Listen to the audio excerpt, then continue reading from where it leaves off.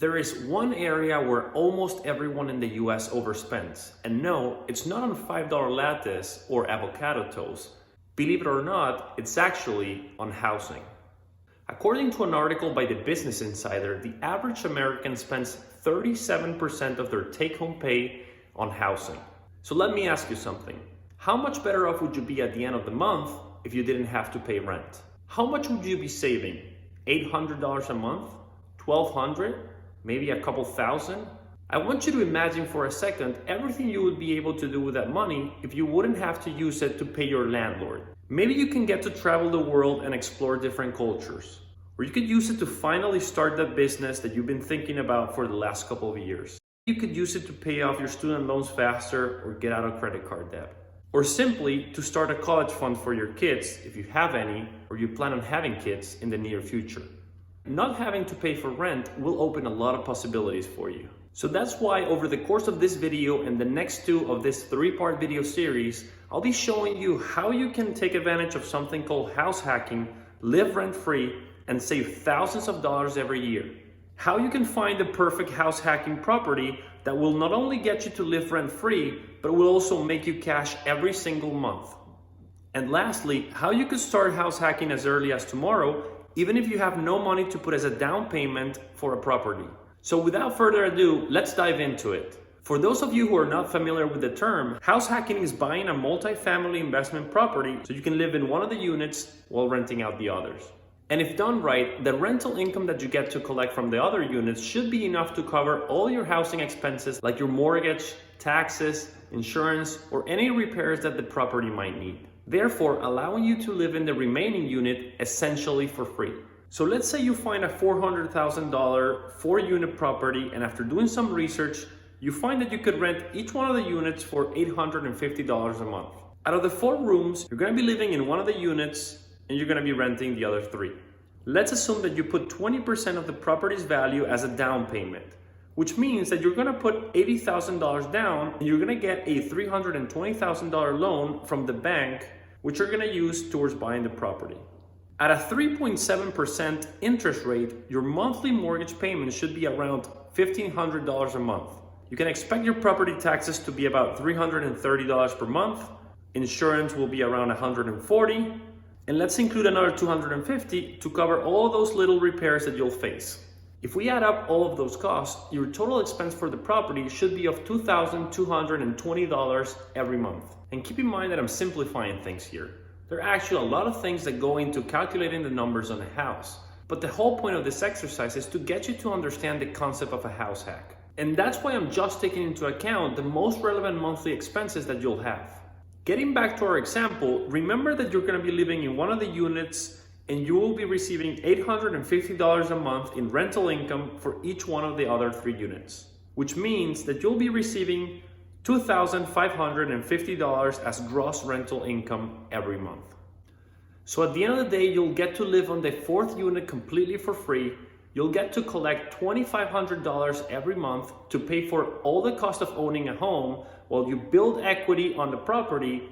And on top of that, you'll still walk away with $330 in profit at the end of every month. And that's without including all the tax benefits and tax deductions you get from owning real estate and living in it as a primary residence, or the benefit of your property appreciating in value over time and being worth more by the time you sell it. So house hacking is basically having your cake and eating it too.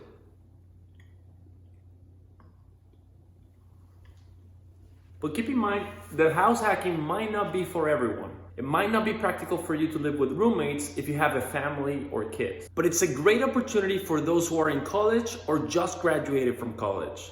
If that sounds like you could do this for 2 to 3 years, save a bunch of money, then move out and rent out the unit that you were living in, and use the money that you saved during that time to put as a down payment for a 1-bedroom property. And now you would own 2 pieces of real estate, and you could use the profit generated by your first property to pay for the mortgage payment of your second property, where you're going to be living without any roommates, which is pretty cool. But in order for that to work out, you're going to need to pay attention to 3 things: your expected rental income, your rental expenses, and your monthly mortgage payment. Let's start with rental income. You can't just go out there, put a price and charge whatever you want as a landlord. I mean, technically you could, but if you price your units too low, then you're gonna be leaving money on the table. And if you price them too high, then nobody's gonna rent out from you. There are actually many factors that go into figuring out how much you can charge your tenants. The first one being the rental property itself. You need to take into consideration the conditions of the property. Has it been remodeled recently, or does it look like a beat up apartment from the 60s? Does each unit have a private bathroom, or they all share a common washroom? What about parking spaces? Will each tenant have access to a private parking space, or will they have to find a space on the street to park every day? Then you have to look at the location of the property. You can't expect to charge New York prices if your property is in the middle of rural Wyoming. Also, you need to pay attention to proximity to supermarkets, good schools, restaurants, airports, because the more centric that your unit is, the more you can charge for rent. Another thing to keep in mind are the current economic conditions. Demand for housing is typically dependent on income. So in periods of economic growth and rising incomes, people tend to spend more on houses, which increases demand and pushes prices up, while the opposite happens if the economy is going through a recession. The fourth factor is that you need to be aware of local rental prices. Looking at how much similar units to yours rent for in your market can give you a better idea of how much you can charge. A great way of doing this is by using something called Zillow. I want you to go to Zillow.com, enter your zip code. Here you select for rent, and select 1 bedroom, enter your home type, and start looking at comparables using the map view. And whenever you find a similar unit to yours, just click on it and look into the details. The map view on Zillow will give you a better understanding of the last factor, which is supply and demand. You'll be able to see if there are too many options listed for rent in your area.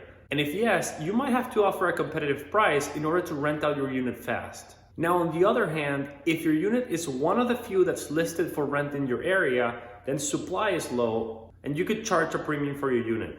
Understanding how much you could charge for rent is the first and most important step when looking for house hacking opportunities. Because you gotta make sure that the property that you're gonna be investing in can make enough rental income to keep you cash flow positive, or at the very least, help you live for free while breaking even at the end of each month. Okay, now that we covered rental income, let's figure out your rental expenses. The most common rental expenses are property taxes, insurance, cost of vacancy, maintenance costs, and utilities. Let's start with property taxes. Well, according to national averages, you can expect to pay around 1% of the home assessed value in property taxes every year. But of course, that number will vary a little bit depending on your state and county. But if you want to know exactly how much you would pay in taxes for your property every year, then I suggest that you go to a website called smartasset.com, click on the menu where it says taxes, then click on property tax calculator, and enter your zip code and your property's value. That's going to give you your yearly property tax expense. Since that number is for the year and you want to include that in your monthly expense calculations, simply divide that number by 12. Once you get your monthly property tax number, then you want to know how much you're going to be spending on insurance. In very broad terms, you can expect to pay $35 a month for every $100,000 of home property value. But that number is going to vary depending on your city, your state, and of course, who you choose as your insurance provider. But let's keep it simple. So to run your numbers, take your home property value, divide that by 100,000, and then the result multiply by $35. That's going to give you an estimate of how much you can expect to pay for insurance. With that being said, let's move on to vacancy. I don't want to be the bearer of bad news, but your property is not going to be occupied 100% of the time. Your tenants will eventually move out and you'll have to find new tenants to occupy your rental units. And during that period where nobody's going to be renting out one of the units from you, you'll still be responsible for your mortgage payments and all of the other expenses you have. So rather than complain about it, you're better off by budgeting for it. A good rule of thumb here is to expect that every year you'll have 1 month where your units are not going to be rented out. So that comes out at just over 8% vacancy every year. So simply take your monthly rental income, multiply by 8%, and that's going to be your monthly vacancy cost. Okay, after budgeting for vacancy, you need to budget for maintenance and repairs. This will vary completely from unit to unit, but generally speaking, you can expect to put aside around 1% of the total property value every single year and budgeted for maintenance and repair costs. Now for your monthly calculation purposes, just take that number and divide it by 12, and that's your monthly maintenance cost. Okay, so lastly we have utilities, and I won't go into detail because the price of utilities varies a lot from month to month and unit to unit, but basically as a landlord, you can offer the service to your tenants where you pay the utilities for them and then you charge them a premium for it. Okay, so now that you know how to calculate your rental income and your rental expenses, that's going to allow you to know your net operating income, which is basically how much money you will make from your rental property before you pay for your mortgage, but after you pay for all the other expenses. So after you figure out your net operating income, the last thing you want to do is see if that number is enough to cover your monthly mortgage payments. To calculate that number, we're going to be using a website, and I'm going to be leaving a link in the description below. The website's called mortgagecalculator.com. What you want to do once you get there is you want to enter the property value here. You can put 20% as a down payment. Then you want to put the loan amount, and then leave 3.7% as your interest rate. We're going to leave these two as they are.